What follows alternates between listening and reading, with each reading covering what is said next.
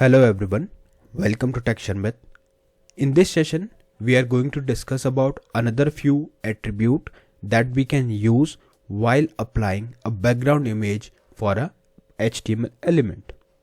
Okay, so by the end of this session, we will be able to understand how we can use background attachment and background size attribute. Prior to this session, we have already discussed various other topics related to IMG tag or images in HTML program, right? So this session is in the continuation of the same, where we will talk more about the attribute that we can use with background. So before we start the session, I just would like to recommend you to please go and check out the previously released sessions first, because they all are in proper sequence and sync. So if you follow them sequentially, then it would be very easy for you to understand the ongoing topic. But for now, we will just focus on background attachment and background size attribute. Okay, so I think now we are good to start. And there you can see we have just noted down the basic HTML code, which contain one title in the head section, and also there is one heading which is HTML by Sharmit. In the comments, I have mentioned the topic, which is background attachment attribute and background size attribute. Okay, as usual, there is one question for all of you. Today's question is, why do we need background image attribute in the HTML? So for this thing, you can share your answer or knowledge in the comment section so that others can take a reference from it. And those who will provide a consistent correct answer will be spotlighted in the upcoming sessions for sure. Okay, so let me show you the output of this code. So if I show you the output, it is coming like this: HTML by Sharmit. Now what we are going to do, firstly we will create one simple paragraph and we'll try to apply some background image to it. So the image which we are going to use here in this example is already stored in the same location where this program I have created, and the program name is Session-102. Okay, so I have stored the same image in the same folder because I don't want to specify the entire path of the image. Instead, I just want to use the name of the image. Clear? Fine. So now what we are going to do now, here I'll add paragraph. Okay, in paragraph we will write some lines just to show that it contains some values. So we can write here sample line of paragraph. Okay, so this thing we will use multiple time along with a br tag, break tag. So I'll just copy it from here and paste it multiple time. Why we are doing this? Because we need at least few lines of code, few lines printed on the paragraph, so that we can see that how the image is coming. So I will save it and refresh it. So now you can see it is this is the first paragraph where we have just noted down few lines. Now what we will do, we will apply a background image to it. So just simply write here style, then we will write background image, and here you will write URL. In URL we will put the name of the picture which we are going to use here. So my picture name is tiger.webp. Because it is stored in the same folder, it is also highlighting with the name of image, so I can select this. Right now if I save this and show you the output, it is coming like this. So what exactly it is doing? It is repeating the image in a case when the image size is less than the element size. Okay, and text is in black, right? So that's why maybe it is less visible to you, but we are focusing on image part. So if image size is less, it will be repeated. Now if you don't want to repeat it, either you can go and write here background repeat, no repeat. Okay, but today we are covering this thing which is background attachment. What is this? So simply go here, write this background. We will simply write here background, then we will write attachment.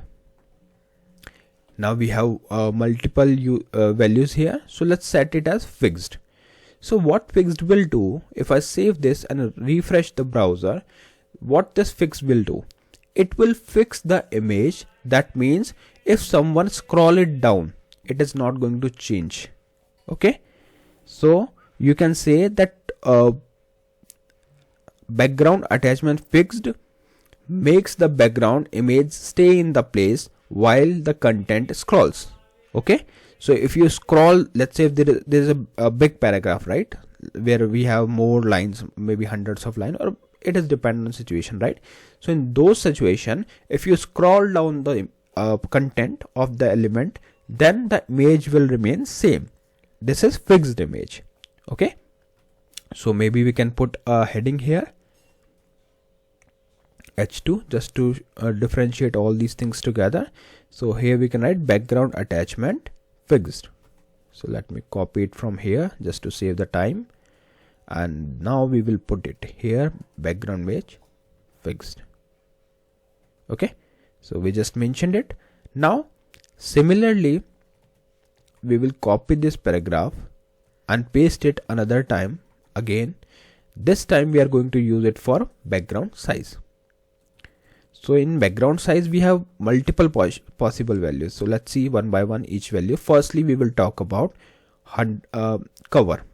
Okay, let's talk about cover. Okay, so let me remove this first because we are focusing on the background size.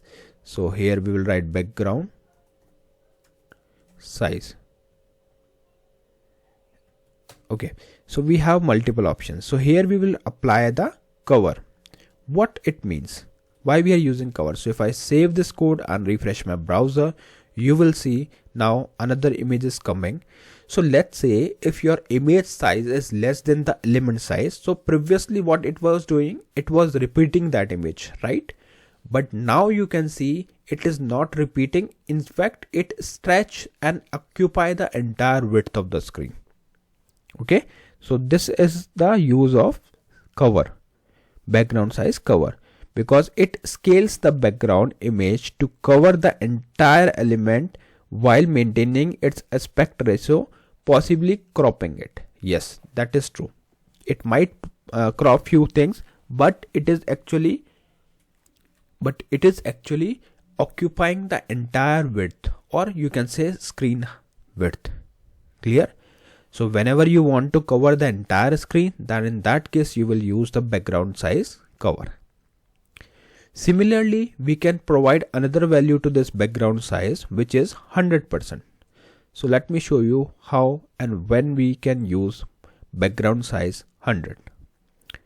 Before that, let's put it like this and copy this heading so that I can make the third heading. And here we will put the third heading, which is 100%. Okay, so just simply go and write it like this, 100%.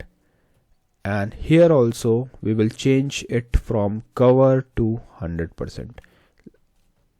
All right, now you can save this and refresh it.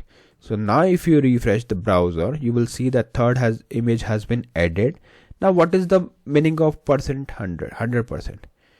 So background size 100% stretches the background image to exactly 100% of the element's width and height, which may distort the image if aspect ratios don't match.